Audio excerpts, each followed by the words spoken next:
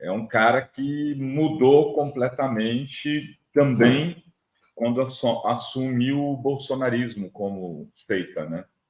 É uma coisa que a gente vê em muitas pessoas, e mesmo às vezes em nível familiar, em nível de pessoas próximas, amigos. Aqui a gente teve um caso de um músico que era super próximo, de repente virou bolsonarista, se tornou uma pessoa horrível. Enfim, é uma doença também social, o bolsonarismo. Outro assunto aí que tem chamado a atenção, uma tragédia aí, mais um feminicídio, né? A gente tem falado muito aqui, né? Que é uma epidemia.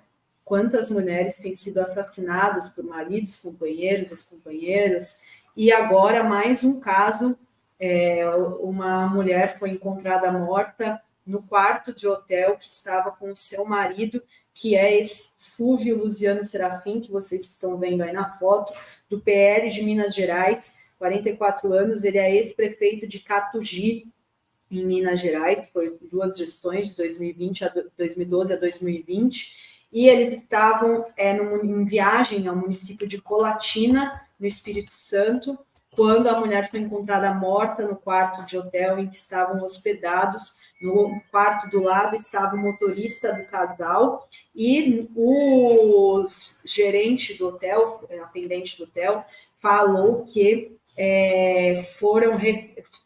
tiveram muitas reclamações durante a noite dos outros hóspedes de barulhos vindos do quarto em que o Fúvio estava com a esposa médica de 39 anos, Juliana Pimenta Ruas Elawar, né? Não sei falar o sobrenome corretamente.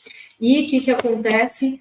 Ele desceu no dia seguinte de manhã, pedindo inquieto, pedindo para fechar a conta, porque a esposa tinha passado mal e desmaiado.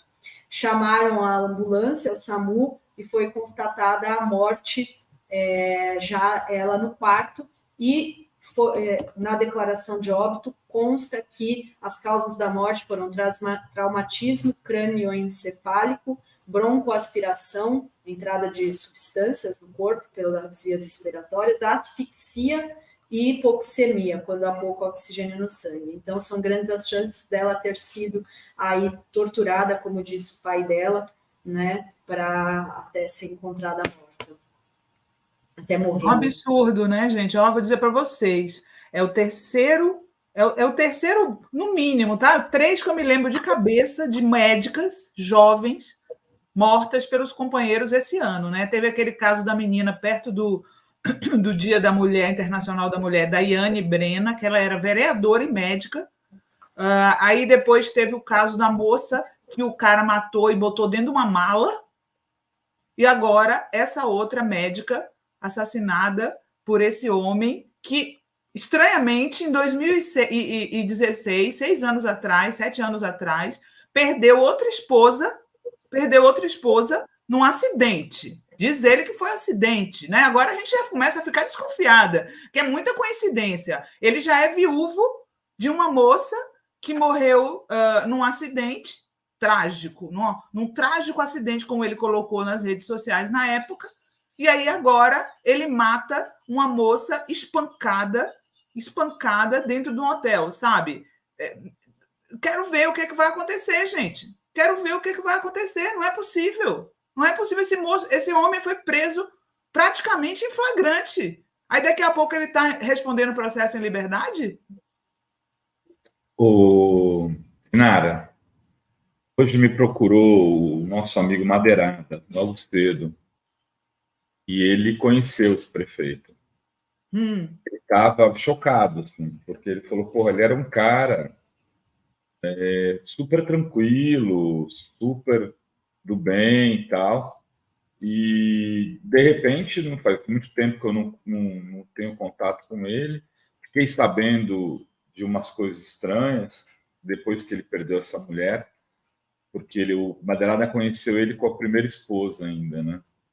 E agora essa notícia e tal, enfim. Parece que ele é ex-prefeito, né? Sim. Parece que ele é um cara que mudou completamente também quando assumiu o bolsonarismo como seita, né? É uma coisa que a gente vê em muitas pessoas, e mesmo às vezes em nível familiar, em nível de pessoas próximas, amigos. Aqui a gente teve um caso de um músico que era super próximo, de repente virou bolsonarista, se tornou uma pessoa horrível. Enfim, é uma doença também social, o bolsonarismo. Agora, se a Polícia Civil reabrir o caso da primeira mulher dele, né, que seria o correto a ser feito, reabrir o caso para ver se o carro, né, a perícia no carro, se foi tudo bem feito na época. Se essa história se confirmar que ele tem algum envolvimento na morte da primeira mulher, o cara já vira um... Pelo que saber, parece que pelo que o Madeirada conversou comigo hoje, ele era bem diferente ainda nesse momento. Ele sofreu muito com a morte da mulher, enfim. É esperar, também não podemos fazer ilação sem ter nenhum indício nessa Sinara. E mesmo é muita coincidência. Eu acho muita coincidência. Mas até aí, né? E mesmo agora, né, ele foi preso junto com o motorista, né, porque ela foi encontrada morta, mas o pai da médica Juliana diz que o que aconteceu com ela foi tortura a noite toda. Houve traumatismo crânioencefálico em 2 locais da cabeça. Ele machucou o estômago, a traqueia e o esôfago dela. Minha filha foi torturada até a morte. É Samir Ewaur, que é médico cirurgião e pai da vítima. Ele é de Teófilo Otoni, Minas Gerais. Ele, inclusive, foi prefeito também da cidade. E ele disse ainda que tinha histórico de agressões no relacionamento. Ele disse que ele já vinha batendo nela algumas vezes e dizia que ela caía dentro de casa. Todo dia um olho roxo, uma cicatriz de 7 centímetros na região frontal, tudo isso acontecendo e ela querendo sair do casamento. Ele a ameaçava quando ela dizia que queria sair do casamento, pois ele não aceitava a separação. Ele programou o que fez. Então, e tá aí, e ele disse que na sexta ela tinha feito uma cirurgia, e que por isso que ela tinha passado mal e morreu. O pai disse que nenhuma cirurgia foi feita, nenhuma consulta, ele se aproveitou achando que o que foi feito, um bloqueio pequeno que se faz nas costas, como se fosse uma pequena injeção, justificaria o óbito dela, quebrando a cabeça dela, e aí ele espera aí justiça, né, que ele continue preso até o julgamento, e então já pelo que ele diz aí, já havia um histórico de agressões. Por isso que eu falo que o feminicídio ele sempre pode ser evitado se a primeira violência a mulher, né, conseguir ter o apoio da rede, conseguir sair dessa situação de violência doméstica, né, que está enfrentando. E se você é familiar e pai de uma pessoa que você vê que está sendo vítima da violência, tome uma atitude também. Tome uma atitude, denuncie, vá atrás, porque assim, se você, por exemplo, nesse caso, seguidamente ela parecia machucada, quer dizer, a pessoa está tão envolta ali na história que às vezes ela não consegue sair, mas alguém de fora tem que fazer alguma coisa. Inclusive, corretamente, eu tenho visto muitos cartazes aí do acho que é Disque Mulher, não se cale, denuncie, faça a sua parte, fale. Não existe mais essa história de briga de marido e mulher, ninguém mete a colher. Tem que meter mesmo, tem que meter a colher.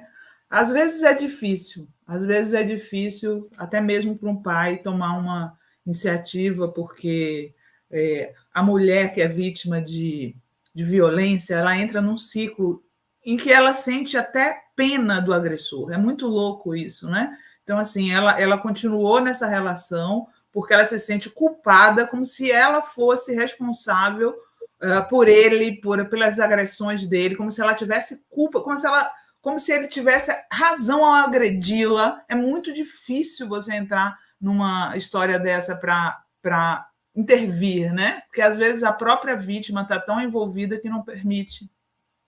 É muito Tem triste. agora um WhatsApp que a Ministério da Mulher disponibilizou, além do telefone 180 para denunciar violência contra a mulher, você pode, né, quem souber, qualquer abuso, tem aí o WhatsApp 61 99656 5008.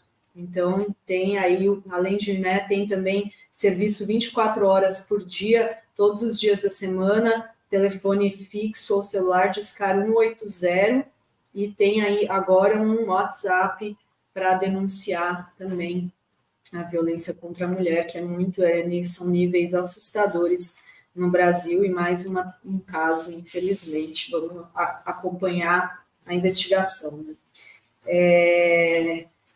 Deixa eu ver aqui. Temos aqui a Nelly Germano. Bom, Nelly com superchat de membros, 41 meses membro aqui, muito obrigada. Uau! Parabéns para nós. E a Cristiane Cunha de Oliveira diz: prisão perpétua para crimes de misoginia no Brasil.